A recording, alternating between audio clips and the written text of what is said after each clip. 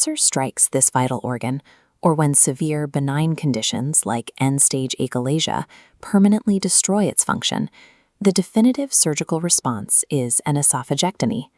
The operation must achieve 3 specific mechanical objectives: removing the diseased tissue, mobilizing a replacement conduit, and restoring the continuity of the digestive tract.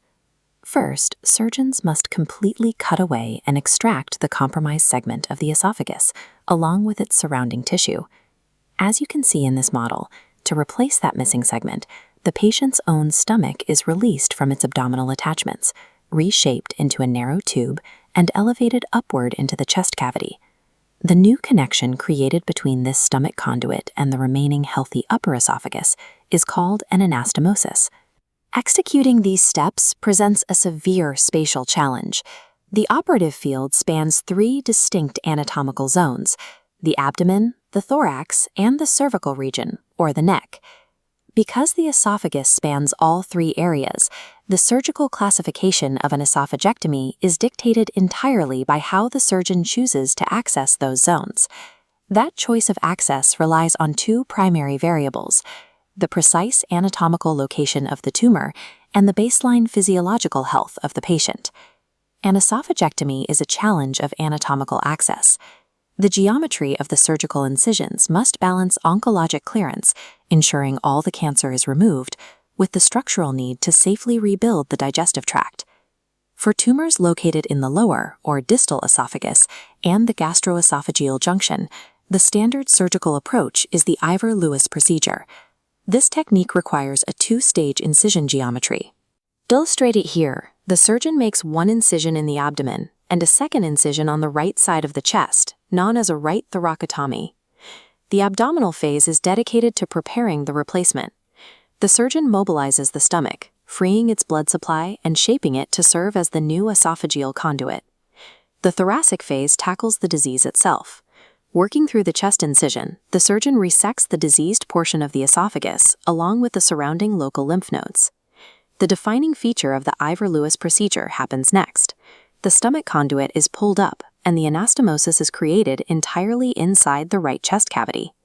This placement makes structural sense. Because the tumor was located lower down near the stomach, surgeons do not need to remove the upper reaches of the esophagus, allowing them direct, localized access to reconnect everything within the thorax. The Ivor-Lewis approach provides excellent visualization for distal clearance, but it commits the patient to an intrathoracic reconstruction, meaning the primary healing joint sits deep inside the chest cavity. If a tumor is located higher up, specifically in the middle or upper third of the esophagus, the surgical geometry has to change. This requires the McCowan approach. Here, the anatomical model displays a 3-incision geometry: 1 in the abdomen, 1 on the right chest, and a 3rd in the cervical region. The abdominal and chest phases mirror the Ivor-Lewis technique, but instead of stopping inside the chest, the gastric conduit is pulled completely through the thorax and all the way up into the neck.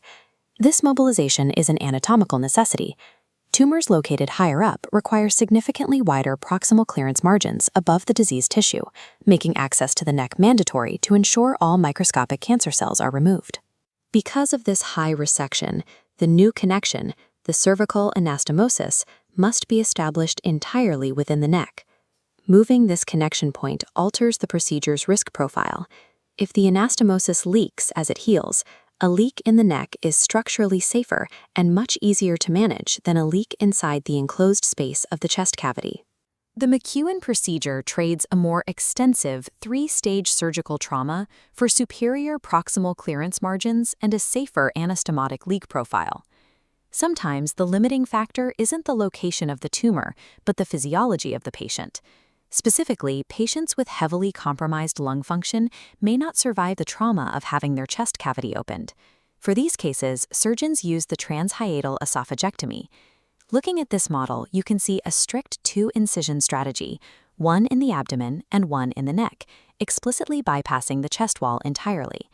To remove the esophagus without opening the chest, the surgeon performs a blunt dissection, working upward from the abdomen through the diaphragmatic esophageal hiatus, the natural opening where the esophagus meets the stomach. Simultaneously, a downward dissection is performed from the neck. The surgical paths meet in the middle of the mediastinum, allowing the surgeon to free the esophagus without direct visual guidance. Similar to the McCown, the transhiatal approach bypasses the thorax for the reconstruction, culminating in a cervical anastomosis in the neck. This approach leads to fewer pulmonary complications at the cost of poor visibility for clearing out the network of chest lymph nodes where cancer cells often hide. The transhiatal approach is a physiological compromise. It prioritizes respiratory preservation for fragile patients over maximal thoracic exposure and lymph node clearance. There is a final anatomical outlier to account for: tumors strictly bridging the stomach cardia and the very distal part of the esophagus. Here, surgeons employ the left thoraco-abdominal approach.